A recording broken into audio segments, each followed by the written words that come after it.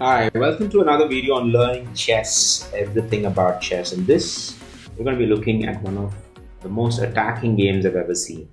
This was played between Karl Hartlaub versus Testa in 1912, more than 100 years back.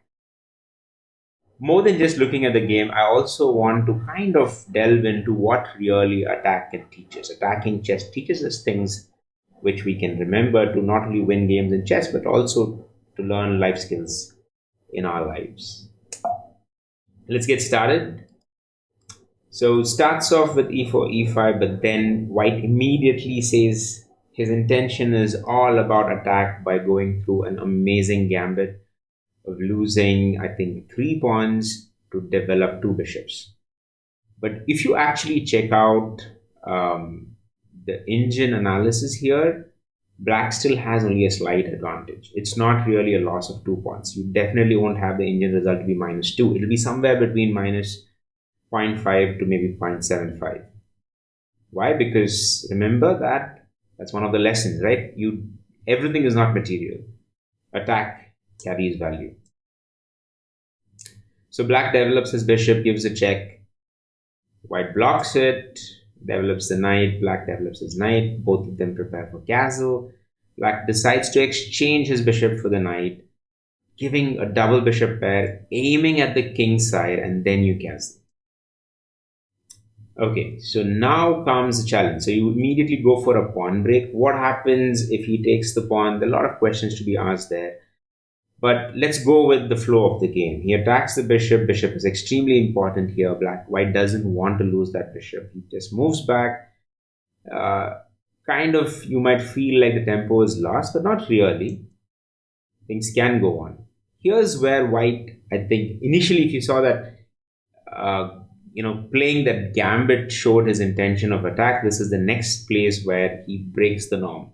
He's okay getting a double pawn on the king side when he's all out attack with both the bishops. It makes sense because the whole intention of playing this game was not to protect your material, but to really go on the attack. So black takes it up, knight is under attack, moves here, moves his king, doesn't try to protect the pawn. This is pawn number 3 that he's down. Attacks pawn number 4, doesn't try to save that, instead moves it here. Now I want you to pause the video here and think about what happens if black actually goes and accepts the sacrifice of the queen. Is there a checkmate to be had? If so, please share that in the comments. I'd love to see your answer. I think black sees the checkmate, refuses to take it. White then decides to move his queen to d2 with the plan of trying to checkmate. Interestingly, why doesn't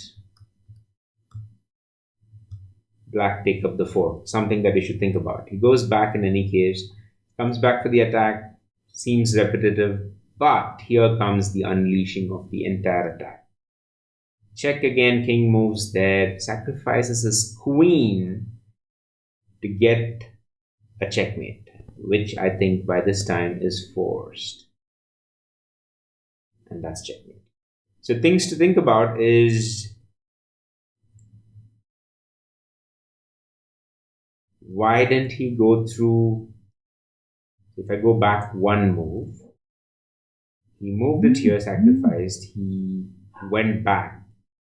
I think the idea was if the knight moves, that's first answer. The knight moves, then you straight away have this particular rook takes pawn check and all of that. So he needs to save that, which is why he moved back and blocked the rook. Going for the checkmate here and blocking it again ensured that now he could unleash the attack. King goes back. A lot of players would have played this line very differently, but sacrificing the queen was definitely amazing. Clear up all of it because then you have forced checkmates, and I think it's game over from here. So here's what I would like to kind of think about. I want you to think about when you look at this game, a game of this caliber, this nature, is we often learn to protect our material. We often learn to ensure that our position is good. But what if the attack can overwhelm all of that? In this case, such was the story, because all he needed was just a rook and a bishop, very similar to the Morphy's opera game. A rook and a bishop is all that you need to finish the game. Black has two rooks, a queen, and a knight, of no avail here because it's checkmate. However, sometimes this doesn't work out, right? An all out attack can just make things worse. So you need the opponent to make a blunder as well. Because I'm sure when you analyze this game, maybe with an engine, maybe with a coach, you will find places where Black could have avoided certain moves, prevented certain blunders, and therefore avoided this particular fate of a checkmate.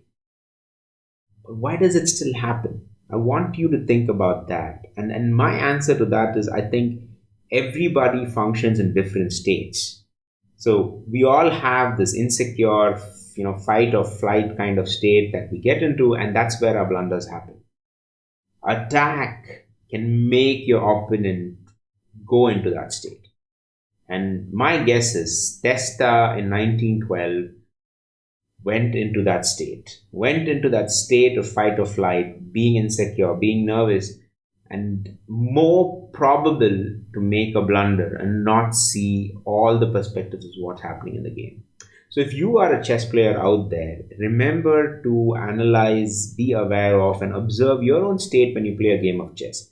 Are you in the profound state, which is when you are calm, collected, calculated, and playing precise chess? Or are you in a primal state where you are in a fight or flight mode and therefore more liable to make blunders?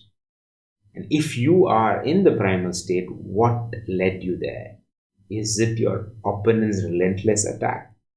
If so, can you replicate that effect on your opponents in the games by understanding the importance of relentless attack? If you found this game interesting, if you found the video useful, please share your comments, like and subscribe, and I'll see you in the next video. Thank you so much.